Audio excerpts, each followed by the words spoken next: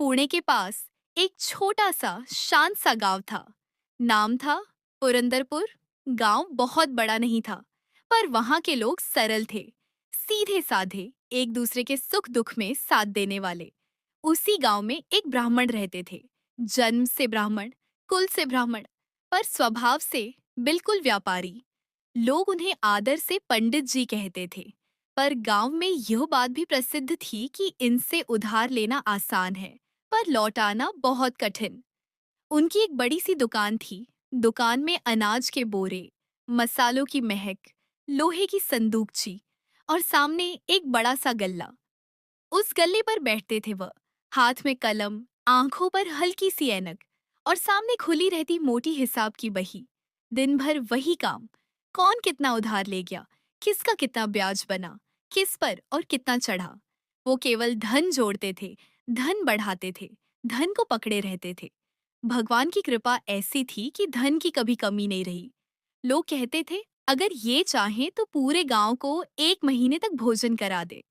पर स्वभाव, अरे, इतना कंजूस कि यदि दूध के बर्तन में मक्खी गिर जाए तो मक्खी को बाहर निकाले और उसके पंखों पर लगी दूध की बूंदें भी उंगलियों से निचोड़कर चाट ले। एक एक दाना, एक एक बूंद, सब पर उनका अधिकार। दान, उदारता, सहायता, ये शब्द उनके जीवन में जैसे थे ही नहीं। अब सुनिए उनकी पत्नी की बात। उनकी पत्नी थी सरस्वती देवी। नाम जैसा पवित्र, मन वैसा ही निर्मल। चेहरे पर शांति, आंखों में करुणा और हृदय में भगवान का नाम।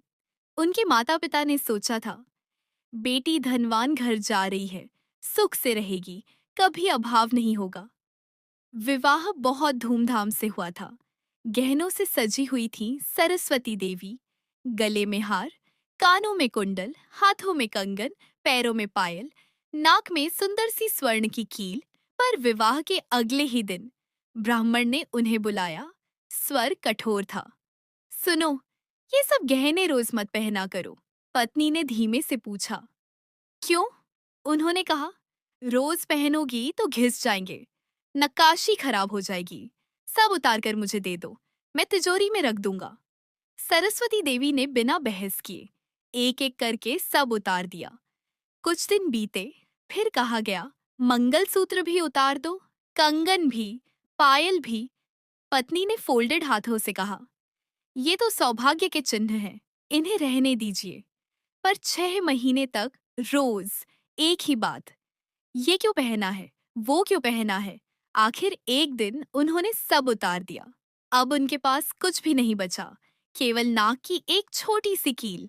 वो भी उन्होंने विनती करके रखी, कम से कम यह तो रहने दीजिए, इससे पता तो चले कि मैं सुहागिन हूँ। ब्राह्मण ने अनमने मन से कहा, ठीक है, रहने दो। पर उनके मन को वह भी खटकता था। स्थिति इतनी कठोर हो गई कि ब्राह्मण ने पत्नी के हाथ का भोजन भी छोड़ दिया। जब सरस्वती देवी प्रेम से रोटी बनाती, थाली सजाती, तो वो कह देते, मुझे नहीं खाना, और दुकान पर जाकर नौकर से कहते, अपने घर से बनवा कर ले आना। सोचिए, पत्नी का हृदय कैसा टूटा होगा। पर सरस्वती देवी ने कभी विरोध नहीं किया, न रोष, न कटु वचन। वो सब सहती रही। रात को जब सब सो जाते, तो दीपक की लौ के सामने बैठकर धीरे धीरे भगवान का नाम जपती। सुबह मंदिर जाती, प्रणाम करती और कहती, प्रभु, मेरे पति का हृदय बदल दीजिए, इन्हें दया दीजिए, इन्हें भक्ति दीजिए। उनकी भक्ति में दिखावा नहीं था, न ऊंची आवाज, न आडंबर, बस मौन समर्पण। गांव की स्त्रियां कभी कभी कहती, तुम इतनी सहनशील कैसे हो। वो मुस्कुरा देती, सब भगवान की इच्छा है। उधर ब्राह्मण को केवल एक चिंता थी, कहीं एक पैसा भी व्यर्थ न चला जाए। मंदिर जाना उन्हें समय की बर्बादी लगता, दान देना मूर्खता लगता। और भक्ति, वो तो उन्हें केवल स्त्रियों का काम लगता। उन्हें क्या पता था कि जिस भगवान को वो अनदेखा कर रहे हैं, वही भगवान उनके जीवन में एक ऐसी लीला करने वाले हैं जो उनका सब कुछ बदल देगी। दिन बीतते गए। एक ओर सरस्वती देवी का मौन जप, दूसरी ओर ब्राह्मण की कठोर गणना। घर में दीपक की लौ के सामने बैठी पत्नी धीरे धीरे भगवान का नाम लेती रहती और दुकान में बैठा पति सिक्कों की खनक में ही अपना सुख ढूंढता। उसे न भक्ति से सरोकार था, न दान से, न किसी की पीड़ा से। पर ऊपर बैठा हुआ भगवान सब देख रहा था। भक्त का धैर्य, उसकी सहनशीलता, उसका मौन समर्पण और उसी घर के भीतर एक कठोर हृदय। कहते हैं, जब अन्याय सीमा पार करता है और जब भक्ति सच्ची होती है, तब भगवान स्वयं लीला रचते हैं। एक दिन दोपहर का समय था। सूरज की हल्की किरणें दुकान के छोटे से झरोखे से भीतर आ रही थीं। धूल के कण प्रकाश में चमक रहे थे। दुकान में अनाज के बोरे सजे थे। लोहे की संदूकची कोने में रखी थी।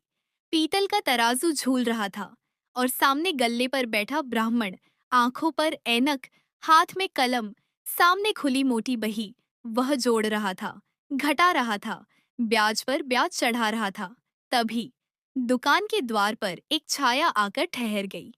धीरे धीरे एक वृद्ध ब्राह्मण भीतर आया। धोती फटी हुई, कुर्ता जगह जगह से उधड़ा हुआ, कंधे पर पुरानी सी झोली, चेहरे पर थकान, पर आंखों में अद्भुत शांति। उन्होंने भीतर आकर दोनों हाथ जोड़ दिए। प्रणाम सेठ जी। ब्राह्मण ने ऊपर देखा, एक क्षण के लिए वृद्ध को परखा, फिर मन ही मन सोचा, फिर कोई मांगने वाला? उसने ठंडे स्वर में पूछा। कहो, क्या चाहिए? वृद्ध ने विनम्र स्वर में कहा। मैं एक निर्धन ब्राह्मण हूँ। मेरी एकमात्र पुत्री है। अब उसका विवाह निश्चित हुआ है, पर मेरे पास कुछ भी नहीं। वह कुछ क्षण रुके, फिर बोले। बहुत स्थानों पर गया, सबके द्वार खटखटाए, पर कहीं सहायता नहीं मिली। उनकी आवाज भर्रा गई। आप इस गांव के सबसे संपन्न व्यक्ति हैं। यदि थोड़ी सहायता कर दें, तो मेरी बेटी का घर बस जाएगा। दुकान में मौन छा गया, केवल सिक्कों की धीमी खनक। ब्राह्मण ने बही बंद नहीं की, सिक्के गिनना नहीं रोका। वह बोला, मैं दान नहीं करता, और जो धन है वह भी मेरा नहीं, लोगों का रखा हुआ है। वृद्ध हाथ जोड़े खड़े रहे। सेठ जी, कुछ धन दे दीजिए, या थोड़ा अनाज, या विवाह की कोई सामग्री। ब्राह्मण के चेहरे पर उपहास उभरा। अगर देने लगूं तो मेरा व्यापार कैसे चलेगा? वृद्ध ने शांत स्वर में कहा, मैं आपकी दया का याचक हूँ, खाली हाथ मत लौटाइए। अब ब्राह्मण को क्रोध आने लगा। उसने कठोर स्वर में कहा, यह भीख नहीं मिलती। यदि कुछ गिरवी रखना है तो रखो, और उसके बदले धन ले जाओ। वृद्ध ने कहा, मेरे पास गिरवी रखने योग्य कुछ नहीं है। ब्राह्मण ने हाथ से बाहर जाने का संकेत किया। तो फिर समय नष्ट मत करो, कहीं और जाओ। वृद्ध कुछ क्षण शांत खड़े रहे, फिर बोले, यदि मैं कोई मूल्यवान वस्तु ले आऊं, तो क्या आप धन देंगे? ब्राह्मण बोला, हाँ, जो वस्तु लाओगे उसके अनुसार मूल्य मिलेगा। वृद्ध ने धीरे से सिर झुका दिया और दुकान से बाहर निकल गए। ब्राह्मण फिर अपने हिसाब में डूब गया।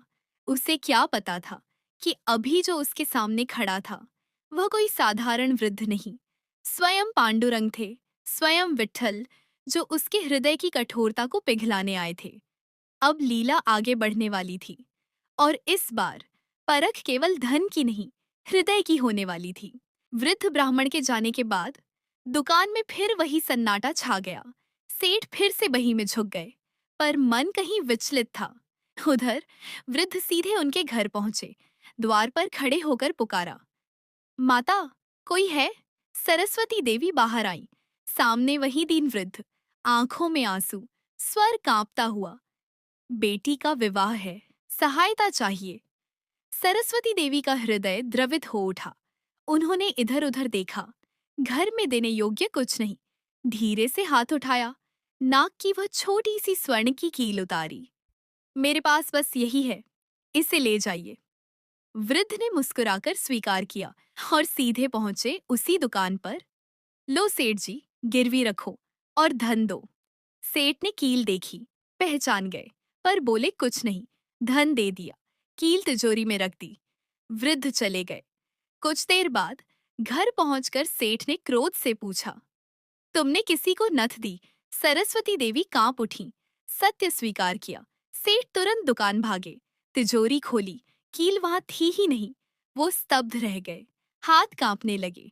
उसी क्षण भीतर कुछ टूट गया। घर लौटे, पत्नी के चरणों में बैठ गए। मैंने जीवन भर धन जोड़ा, पर हृदय खो दिया। आंखों से आंसू बहने लगे। आज स्वयं पांडुरंग मेरे द्वार आए थे और मैं उन्हें पहचान न सका। सरस्वती देवी की आंखों में भी आंसू थे। उस दिन सेठ ने निर्णय लिया, दुकान बेच दी, आड़ माफ कर दिए, गरीबों में अन्न बांटा और पत्नी का हाथ पकड़कर पंढरपुर की ओर चल पड़े। विट्ठल के चरणों में गिरकर बोले, प्रभु, धन का नहीं, हृदय का व्यापारी बना दीजिए। मंदिर में घंटियां बज उठीं और उस दिन एक कंजूस सेठ नहीं, एक भक्त जन्मा।